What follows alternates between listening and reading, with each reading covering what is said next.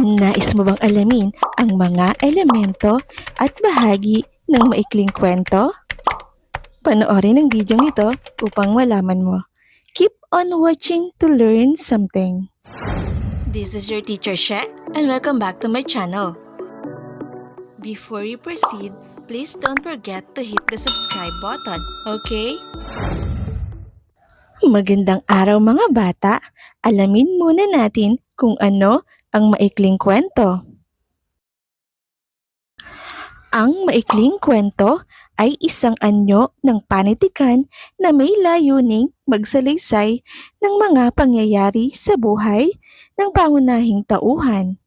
Ito ay may mga elemento at bahagi na nakakatulong upang makapag-iwan ito ng isang mensahe o kakantalan sa isip ng mambabasa.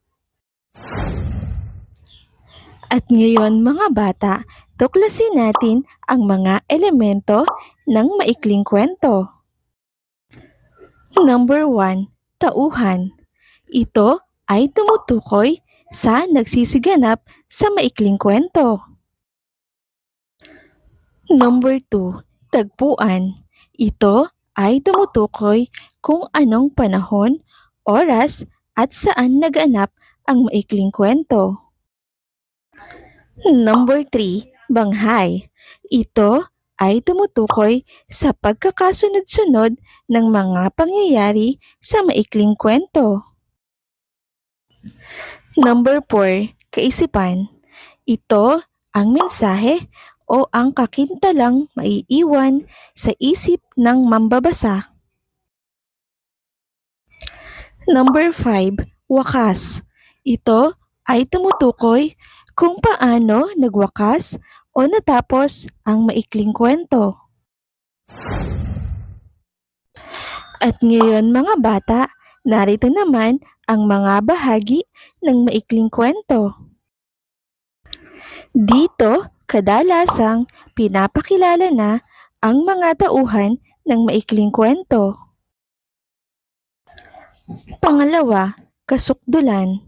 Dito makakamtam ng pangunahing tauhan ang katuparan o kabiguan ng kanyang ipinaglalaban o suliranin. Pangatlo, kakalasan. Dito na mabibigyan ng solusyon, mabuti man o masama ang suliranin ng pangunahing tauhan. At pang-apat, wakas. Ito ang resolusyon o ang kahihinatnan ng maikling kwento. At ngayon mga bata, tayahin natin ang inyong natutuhan. Basahin at unawain ang kasunod na maikling kwento. Sagutin ang mga tanong. I-comment ang inyong sagot.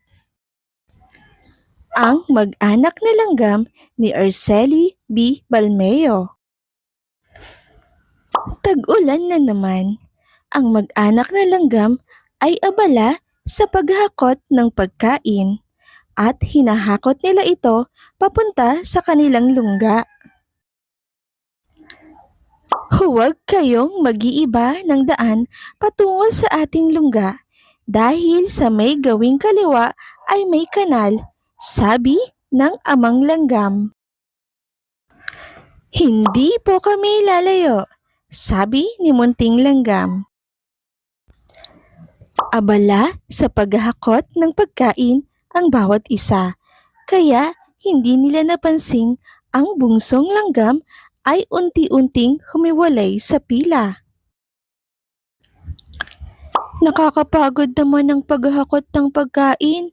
Hindi pa naman umuulan ay naghahanda na kami, sabi sa sarili ng bunsong langgam. Buti pa'y maghanap ako ng mas masarap na pagkain. Maya-maya ay nakakita siya ng isang candy na malapit sa kanal na ipinagbabawal na puntahan ng kanyang ama. Siguro naman hindi ako mahuhulog sa kanal kung dahan-dahan kong kukunin ang candy. Sa kasabikan niyang makuha ang candy ay hindi niya napansin ang sinulid kaya sumabit ang kanyang paa. Nawalan siya ng panimbang at tuloy-tuloy na nahulog sa kanal. Hindi mapakali ang amang langgam nang hindi niya makita ang kanyang bunsong anak sa pila. Dali-dali siyang umalis upang ito'y hanapin hanggang sa siya'y mapadako sa kanal. Pagtingin niya sa ibaba ay nakita niyang nakalutang sa tubig ang kanyang bunsong anak.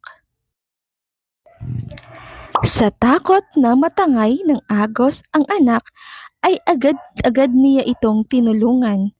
Pagkatapos ay niyakap ng mahigpit si bunsong langgam sabay bulong na, "Anak, palagi kang mag-iingat para hindi ka mapahamak." At ngayon mga bata, tayahin natin ang inyong natutuhan. Piliin at i-comment ang letra ng tamang sagot. Number 1. Sino ang pangunahing tauhan sa kwento? A. Ang mag-anak na langgam. B. Si amang langgam. C. Si munting langgam. D. Si bunsong langgam. Number 2. Anong panahon naganap ang kwento? A. Taglamig. B. Tag-ulan. C. Tag-araw. D. Tagtuyot. Number 3. Ano ang unang pangyayari sa kwento? A. Nakakita siya ng isang candy na malapit sa kanal. B. Hindi nila napansing ang bunsong langgam ay unti-unting humiwalay sa pila. C. Nawalan siya ng panimbang at tuloy-tuloy na nahulog sa kanal. D. Ang mag-anak na langgam ay abala sa paghakot ng pagkain at hinahakot nila ito papunta sa kanilang lungga. Number 4. Anong bahagi ng kwento ang nagpapakita ng kasukdulan? A. Ang bunsong langgam ay unti-unting humiwalay sa pila. B. Nawalan siya ng panimbang at tuloy-tuloy na nahulog sa kanal. C. Bulong ni amang langgam na palaging mag-iingat para hindi mapahamak. D. Iniligtas pa rin ng amang langgam si bunsong langgam. Number 5. Anong bahagi ng kwento ang nagpapakita ng wakas? A. Ang bunsong langgam ay unti-unting humuwalay sa pila. B. Nawalan siya ng panimbang at tuloy-tuloy na nahulog sa kanal. C. Bulong ni amang langgam na palaging mag-ingat para hindi mapahamak. D. Iniligtas pa rin ng amang langgam si bunsong langgam.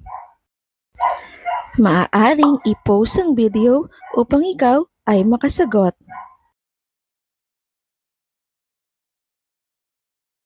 Narito ang mga tamang kasagutan.